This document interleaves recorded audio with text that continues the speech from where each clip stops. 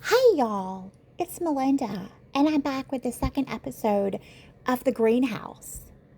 And I really hope that over the last week you reached for your favorite cup, your favorite glass, and gave yourself permission to enjoy it in that moment. And if you haven't, this is your reminder. There's still time. Do it today. So it's evening time. It's a little later in the evening, and I'm sitting outside on my back porch. There's a little bit of a breeze. In the deep south where I am, we're really getting into the summer season where it starts to get really warm. So I'm enjoying these last few nights where I won't have to have a fan out there or have anything else going on. So it's just quiet and it's relatively still. I'm sitting in my hammock chair, and it's that part of the evening where it's not fully dark, so it's after dusk, but it's just not quite dark yet. You can still see shadows. I can see the fireflies off in the distance. It's just a really cozy evening. I'm enjoying a nice iced water and just sitting out here.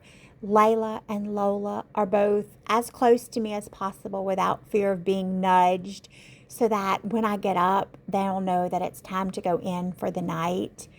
And I secretly love that these girls follow me everywhere. They're sort of like my emotional support dogs. So I want to talk to you about the time that someone pulled me aside at work to tell me that I had changed, but not in a good way. So when I had weight loss surgery and lost all of my weight, I was working in a remote position. It was during part of COVID, so I wasn't in the office very often. And I had completely changed my physical appearance when I went back in. I had restructured my life, my eating habits, so much of me had changed. And that change, well, it didn't go over very well. So the way I allowed myself to take up space had changed. I found myself speaking up more. I found myself saying things out loud that I used to swallow. You see, I was no longer the person who absorbed every uncomfortable item to keep everyone else comfortable. So a colleague that I deeply respect, someone who is immensely knowledgeable, and someone whose opinion I value, pulled me aside. And when she pulled me aside, she started off by letting me know that I had changed. And of course, I agreed with her. I had changed in way more than just the physical way. But she wasn't there to ask about it or talk about it or engage with me in any meaningful way. She told me that the changes that I had made were starting to make my other colleagues in the office uncomfortable. That people were talking about my behavior and the changes that I had made. And I remember acknowledging that I knew that I had changed. And that so much more had changed. My ability to use my voice had changed. That I was speaking up more. But that I felt like I was still leading with my heart. I was still trying to make sure that I remained kind and compassionate and deliberate. But you see, she wasn't there to celebrate any of that. She was there to let me know that those changes had become a problem. So I pressed and I continued to ask, can you give me a specific example or a time or something that someone may have said where I was unkind, where maybe I had been unprofessional, a moment where maybe I should not have spoken up, or something that I should not have declined. Any example of a way where I had somehow acted in a manner that was inappropriate. But there wasn't an example. She could not provide me with a single example of anything that I had said or done. But what I had started saying was, I will help support this, but that responsibility belongs with another team.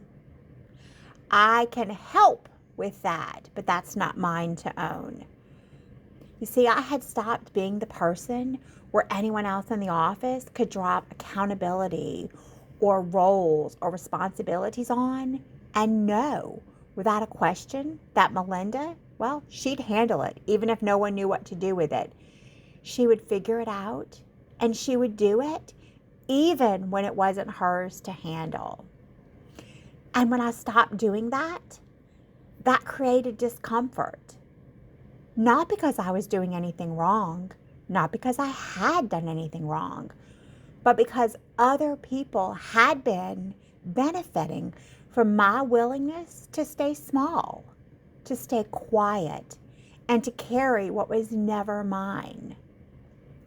You see, that conversation wasn't coming from someone who recognized my growth and was proud of me for stepping into myself and becoming more. It was coming from people who had benefited from my fear, from my drive, my determination to keep everything smooth, from my inability to say no. When I started protecting my own peace and enforcing boundaries I never should have left unguarded, it started to threaten theirs. Not intentionally. I never planned to make things harder for anyone else. That was never the intent.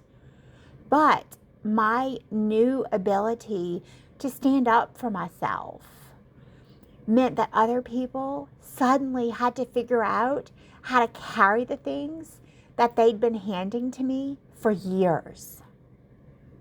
And that was hard. That was hard for them.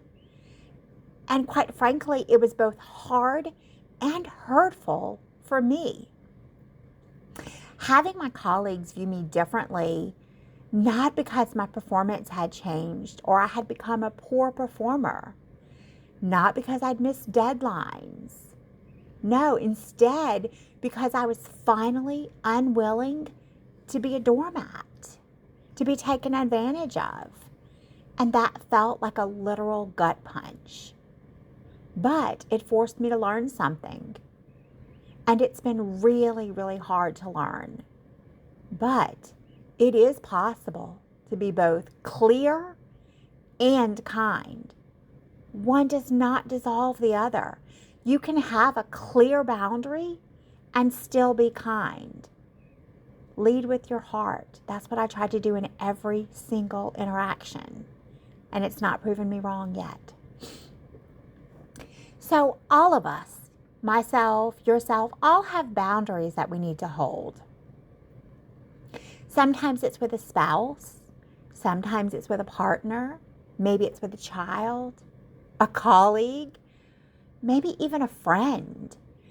And when we don't hold them, when we leave them unguarded, we starve our own peace. We stretch ourselves thinner and thinner. We're carrying the weight that was never ours so that someone else's path stays small. And sometimes when you finally do enforce the boundary, when you finally stop making yourself small, the people around you, well, they'll get uncomfortable. That discomfort is not evidence that you did something wrong. It's evidence that they got used to you not having a boundary, to you being the easy one, to ensure that you made things simpler for them. Change, it's uncomfortable for all of us, but change, like boundaries, is a part of life. It's always evolving. So I want you to think about this. I want you to sit with it.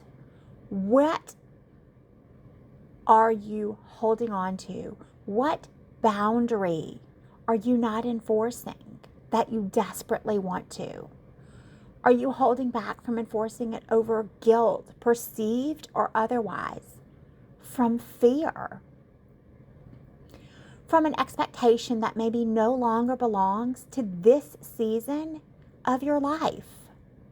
You don't have to answer that out loud, but I really want you to think about it. Write it down. Consider it.